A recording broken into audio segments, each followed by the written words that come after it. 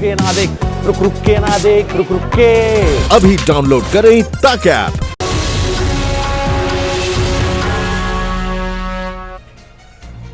तो सबसे पहले कोरोना के बढ़ते मामलों की बात करेंगे। देश में एक दिन में बढ़ने वाले कोरोना के मामलों की रफ्तार काफी तेज हो चुकी है। 24 घंटे में देश में 10,000 से ज्यादा नए मामले सामने आए हैं और इसके साथ ही देश में कोरोना का कुल आंकड़ा अब 2,97,000 के पार पहुंच गया है।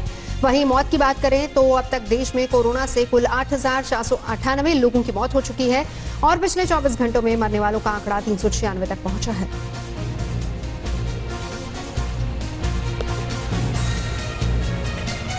दिल्ली में कुल मिलाकर 34,687 पॉजिटिव केस हैं अभी तक, जिसमें 1,877 पिछले दिन के थे और 20,871 तो 20,871 अभी एक्टिव केसेज हैं और 12,731 लोग ठीक हो चुके हैं। और 1,085 दिल्ली में अभी तक टोटल डेथ हो चुकी है। कल का कुछ आंकड़ा है सर? कल टोटल डेथ का 65%। सर, दिल्ली में स्थिति अभी क्या लगती है और जो कम्युनिटी स्प्रेड को लेकर एक असमंजस वाली स्थिति है, उस पर क्या कहना है? देखिएगा, स्थिति का तो ये है कि केसेस लगभग 2 हफ्ते में डबल हो रहे हैं और अभी से नहीं, पिछले 2 महीने से लगभग यही ट्रेंड चल रहा है। हर 2 हफ्ते में केसेस डबल हो जाते हैं। उसका रीजन है कि भाई एक आदमी को लगभग 2 हफ्ते लगते हैं ठीक होने में। अगर वो ठीक होने से पहले 2 लोगों को भी इन्फेक्ट कर देता है तो डबलिंग रेट ये चल रहा है। जहाँ तक कम्युनिटी स्प्रेड की बात है, ये बहुत टेक्निकल टर्म है और इसको तो मुझे लगता है केंद्र सरकार की जो संस्थाएं हैं, WHO है या बड़े बड़े संस्थाएं, वो ही बता पाएंगे कि कम्युनिटी स्प्रेड है या नहीं है। हाँ, ये जरूर है कि काफ़ी लोगों को फैल रहा है।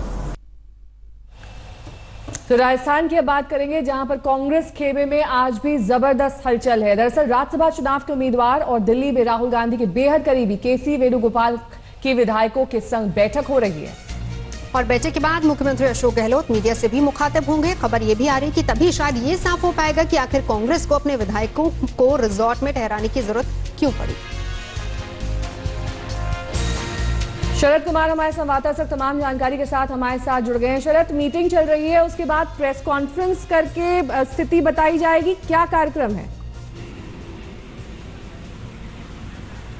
देखो नवजोत, फिलहाल जो अशोक गहलोत हैं वो यहाँ पर मिल रहे हैं विधायकों से और हमारे विधायकों से बातचीत हुई है। वो ज्यादा कुछ नहीं, यही समझा रहे हैं कि देखो जो जो छोड़ कर गया है कांग्रेस में, कांग्रेस से बीजेपी में, उसकी स्थिति ठीक नहीं है। एक एक आदमी का नाम लेके समझा रहे हैं। तो एक तरह से ऑपरेशन लोटस जिस तरह बीजेपी ने किया है, ऑपरेशन पंजा यहाँ पर कर रहे हैं केसी वेणुगोपाल और अशोक गहलोत। सारे विधायकों से एक एक करके मिले भी, कल रात को भी, अभी ग्रुप में भी बैठा के समझा रहे हैं कि कांग्रेस में रहने का क्या फायदा है और कांग्रेस कैसी पार्टी है। इस तरह की बातें यहाँ पर हो रही है।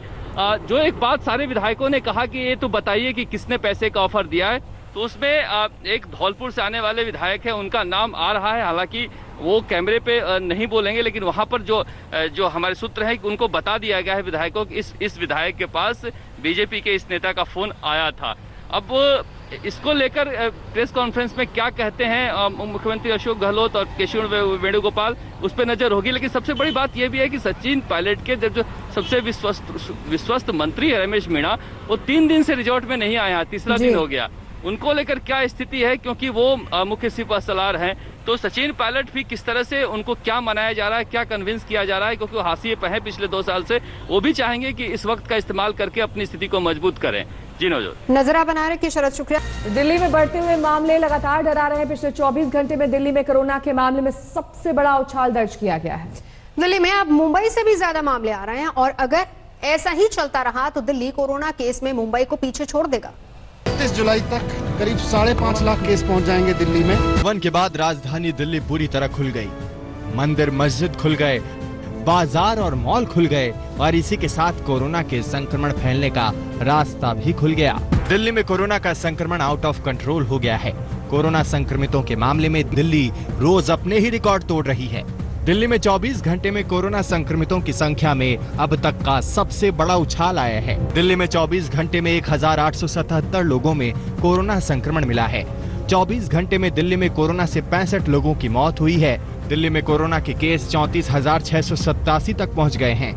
दिल्ली में कोरोना से मरने वालों का आंकड़ा 1,085 हो गया है।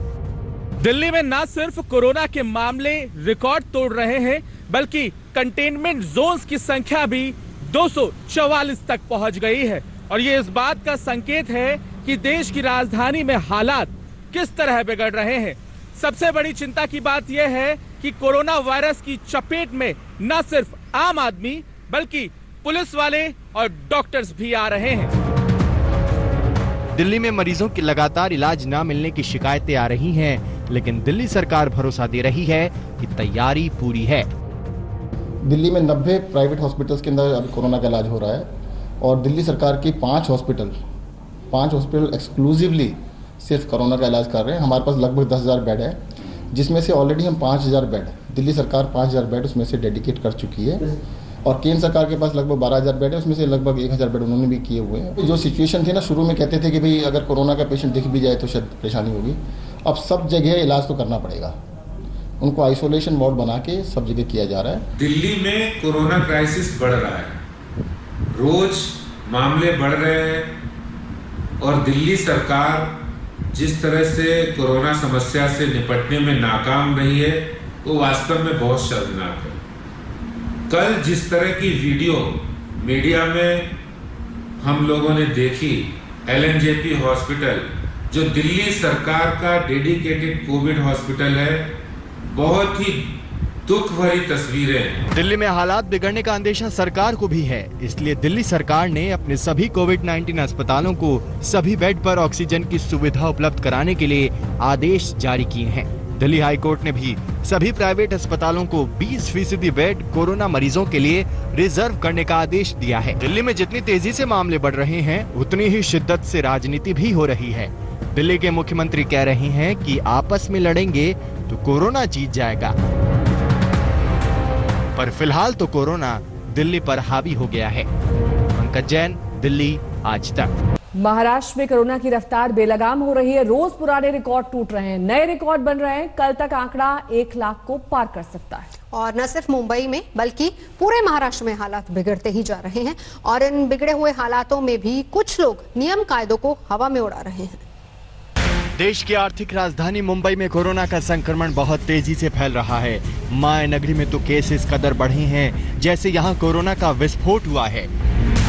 ताजा आंकड़े देखिए, 24 घंटे में मुंबई में 1418 नए केस, 24 घंटे में मुंबई में 97 लोगों की मौत हो गई।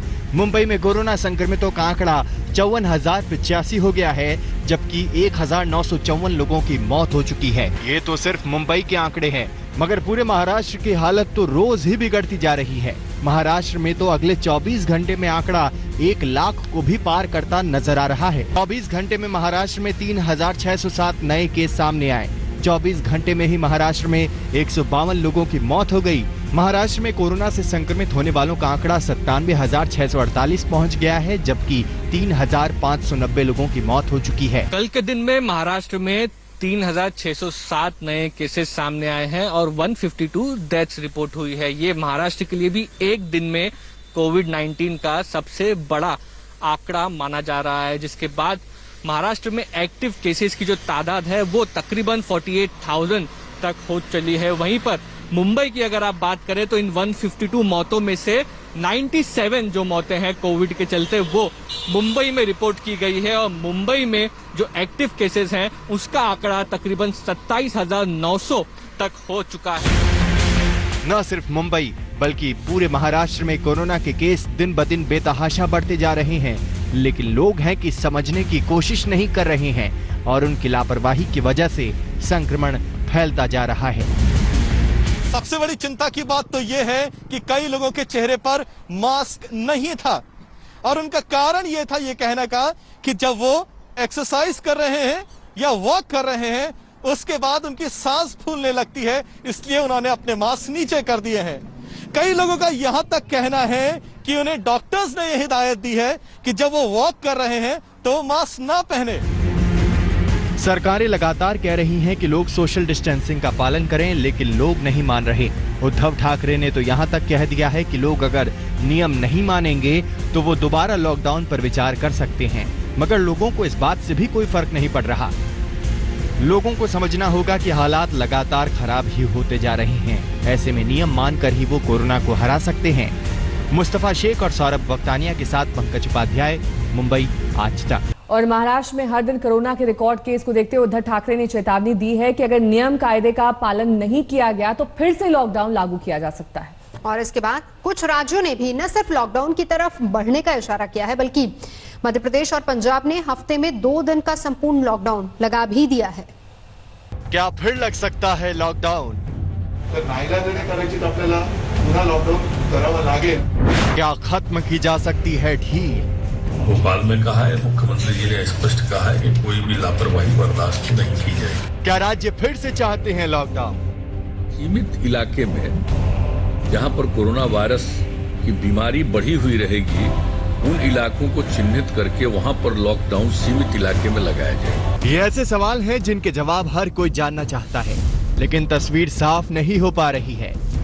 दरअसल कोरोना के लगातार बढ़ते हुए केस को देखते हुए कुछ राज्य लॉकडाउन की तरफ बढ़ने की बात जरूर कर रहे हैं। सबसे पहले बयान सामने आया महाराष्ट्र के सीएम उद्धव ठाकरे का। महाराष्ट्र में कोरोना के केस 97,600 के पार पहुंच गए हैं, तो सीएम उद्धव ठाकरे की भी चिंता बढ़ने लगी है। वो साफ साफ कह रही हैं कि अगर संयम और अनुशासन का पालन नहीं हुआ तो वो फिर से लॉकडाउन लगाने का फैसला कर सकते हैं। एकूण परिस्थितीचा अंदाज घेते आहे। जर का असं वाटलं की ही जी उघडीप आहे ती जीवघेणी ठरू शकते, तर नाईलाजाने करायची तर आपल्याला पुन्हा लॉकडाऊन करावं लागेल। महाराष्ट्र ही नहीं, एमपी की शिवराज सरकार के लिए भी कोरोना के लगातार बढ़ते केस चिंता की बड़ी वजह बन गए हैं। 1 जून से शुरू हुए अनलॉक में अब तक भोपाल में तेजी से मामले बढ़े हैं। 1 जून से लेकर 11 जून तक भोपाल में 545 नए मामले सामने आ चुके हैं। इसलिए राज्य सरकार ने तय किया है कि राजधानी भोपाल अब हफ्ते में 5 दिन खुलेगा, जबकि शनिवार और रविवार को पूरे भोपाल में टोटल लॉकडाउन रहेगा। जिले हर बार लेते हैं, इसलिए आज भोपाल जिला लिया था और माननीय मुख्यमंत्री जी ने उसको विभाजित करके आज काम को भोपाल को पूरा फोकस करा है। पूरा मध्य प्रदेश लगभग संभल गया है। भोपाल का है, अब आज ये भी तय किया है कि अब भोपाल 5 दिन खुलेगा, पूरा भोपाल खुलेगा 5 दिन, और 2 दिन शनिवार इतवार इसको बंद रखेंगे। एमपी से पहले बिहार ने भी लॉकडाउन को सख्त करने की बात कही है। दरअसल बिहार में कोरोना के केस 5,500 से ज्यादा हो गए हैं, जिसके बाद कोरोना के बढ़ते मामलों पर सीएम नीतीश कुमार ने चिंता जताई और कहा कि संक्रमण वाले इलाकों में लॉकडाउन जारी रहेगा। लॉकडाउन नहीं है, लॉकडाउन जो देश भर में लागू हुआ था, अब लॉकडाउन 31 से नहीं, अब सीमित इलाके में जहां पर कोरोना वायरस की बीमारी बढ़ी हुई रहेगी, उन इलाकों को चिन्हित करके वहां पर लॉकडाउन सीमित इलाके में लगाया जाएगा। ये निर्णय है। और एक बात और महत्वपूर्ण है, लॉकडाउन खत्म है, सब बाहर जा सकते हैं, लेकिन 65 साल से अधिक उम्र के व्यक्ति हों, गर्भवती महिलाएं हों, 10 साल तक से के उम्र वाले बच्चे और बच्चियां हों, और अन्य प्रकार की बीमारी से ग्रस्त कोई व्यक्ति हो, इनको घर से बाहर अकारण नहीं निकलना चाहिए। इलाज के लिए जाना है जाएंगे, बहुत जरूरी कोई बात होगी जाएंगे पूरे इंतजाम के साथ, लेकिन बाकी लोगों को घर पर रहना चाहिए। तो ये इन चीजों के लिए सचेत, यानी मास्क का इस्तेमाल करिए। अब पंजाब भी कोरोना के बढ़ते केस के बाद लॉकडाउन की तरफ रुख कर रहा है। मुख्यमंत्री कैप्टन अमरिंदर सिंह ने पंजाब में कोरोना महामारी से बचने के लिए वीकेंड और पब्लिक हॉलिडे के दिनों में लॉकडाउन का सख्ती से पालन करने और मूवमेंट पास के बिना लोगों के बाहर निकलने पर रोक लगाने के आदेश जारी किए हैं। बीते 24 घंटे में देश के 4 बड़े राज्य जिस तरह लॉकडाउन बढ़ाने का जिक्र कर रहे हैं, उससे कोरोना के बढ़ते खतरे को आंका जा सकता है। ऐसे में ये कहना गलत नहीं होगा कि आपकी लापरवाही लॉकडाउन की वजह बन सकती है। मुंबई से सौरभ वक्तानिया, भोपाल से रविशपाल सिंह, पटना से रोहित सिंह और चंडीगढ़ से कमलजीत संधू और सत्येंद्र चौहान के साथ आज तक ब्यूरो। नमस्कार, मैं हूं अंजना ओम कश्यप। हमें उम्मीद है ये वीडियो आपको पसंद आया होगा। लेटेस्ट खबरों के लिए यूं ही देखते रहिए आज तक, और इस वीडियो के पसंद आने पर लाइक, शेयर एंड सब्सक्राइब करना ना भूलें।